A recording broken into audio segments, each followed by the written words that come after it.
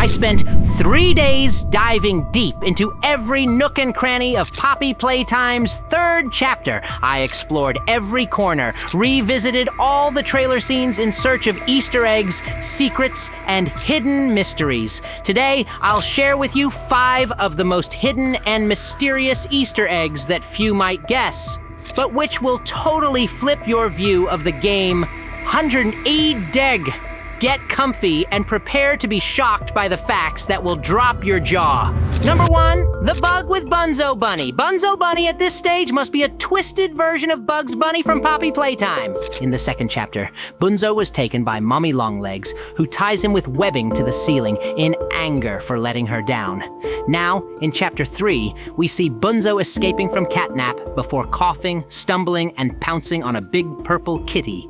I think it's wabbit hunting season, but this repetition with Bunzo, which we see in chapter 3, is actually a bold reference to the Bunzo comics released before the chapter. In that comic series drawn by Apostle, we witnessed the unfortunate fate of one Bunzo Bunny doll, which happened in this egg hunt movie, sort of like how we all search for Easter eggs in this game. But like me, he eventually went down the rabbit hole, literally, and ended up falling into this incredibly dangerous shootout and presumably died of hunger in that room. This poster suddenly becomes much more ironic, but it's not the first time Playtime Co. or Mob Entertainment, I think, were very cheeky with their posters. Like this one, the safety poster from Braun with information that Playtime Co. is not responsible for any injuries obtained at the factory was also a very cheeky reference to the fact that the live Braun we see on the videotape was Thomas Clark, who likely got lung cancer, probably because of working on the red smoke we see in chapter 3.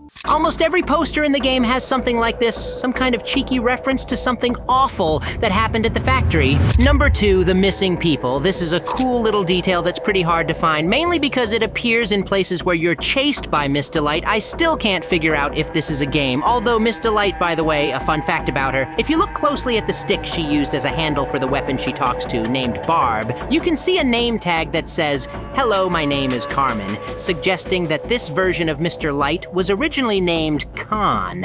Now there's a cake called Carmen Delight.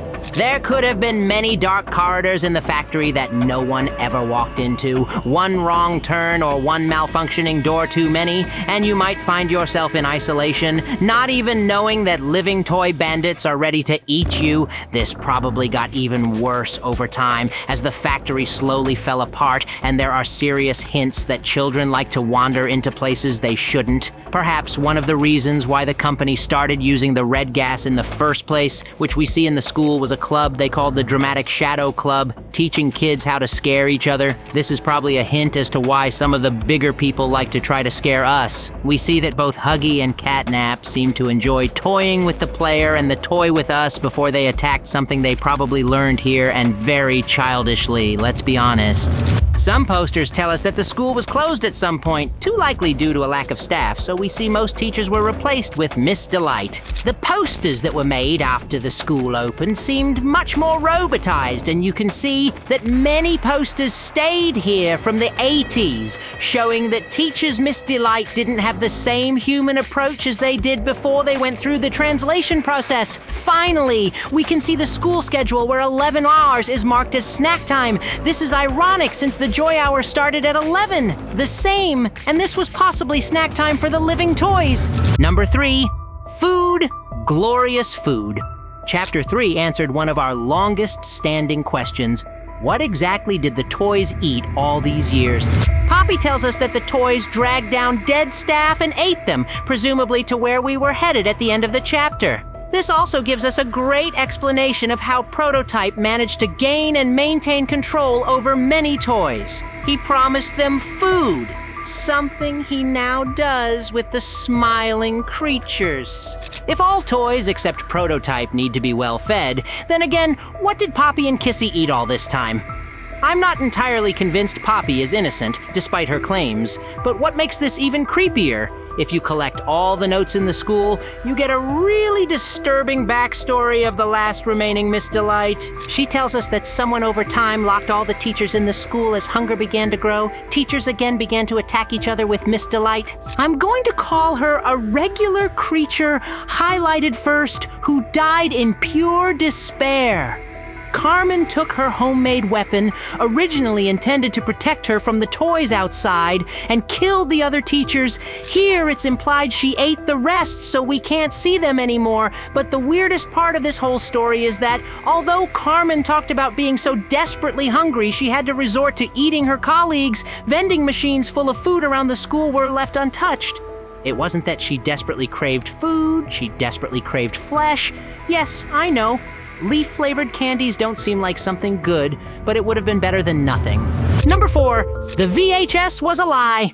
The Joy Hour was a lie in Chapter 3. We finally get to see the Joy Hour when Toys Rose Up was captured on surveillance camera, and honestly, I just adored this VHS snippet. The animation reminded me best of the Backrooms. The music haunted the images. It was just perfection. We finally saw how terrifying this event must have been when toys simultaneously began to attack not only larger bodies, they were joined even by smaller ones, but the violence was so sudden, so massive that no one could do anything. Many of these employees had no idea that toys could come to life, and those who were too deep inside the factory to get out. This was truly a recipe for disaster. Actually, looking closely at the Huggy Room, you can see that most people here ran through this door, which, as we know, leads deeper into the factory. But as amazing as this VHS was, it also tells us that we were fed lies up to this point on the Kissy Missy tape. We saw her lying motionless at the end of the train, while several employees lay dead around her. We all assumed it was either Prototype or Catnap, because of the scratches left after her, and the fact that Kissy was always considered a friendly character. But if you look at the Joy Hour tape, you'll see that this scene was completely fabricated. It shows that it was Kissy who killed these employees, and she even chased the one trying to escape. If you line it up, you'll see that this pose is exactly the same, meaning that the original VHS we saw was actually faked, just as in it stated that the implications of this are huge. This not only means that some remnants of the company remained after the Joy Hour, possibly another facility or part of the factory that managed to survive longer. Number 5, don't trust Ollie. Now, this detail makes creating theories for Poppy Playtime much more interesting. In fact, the entire Chapter 3 complicated unraveling events related to Poppy Playtime. And not only now we know that the red gas causes hallucinations, which means we may not be able to trust what we see, we also know that at least one VHS was faked, which means that many elements of ARG and VHS tapes we watch could also be unreliable. But worse, we can no longer even trust what we hear. At the end of the chapter, we learned that Prototype has the ability to mimic many different voices, not only toy but also human voices. This means that VHS tapes, these cardboard cutouts, even these phone calls could be fabricated. In fact, this might explain why these VHS tapes just suspiciously lay everywhere. So many of them seem like they're just waiting for us to watch them, almost as if someone left them here for us to see. And now, to top it all off, we're introduced to a new character, or rather, a voice of one, Ollie. Fans have already begun wildly speculating about who Ollie could be. Many people suggest that Prototype is imitating this voice to us. However, I don't think so. My main reason for this in Prototype so far, his point apparently doesn't try to do everything possible to keep us at a distance again. We had several warnings, several opportunities to turn back. We even had twice when 1/6 had a perfect opportunity to attack us. But didn't we see what he did with Catnap? And we were right there. He could have tried the same to us, but he didn't.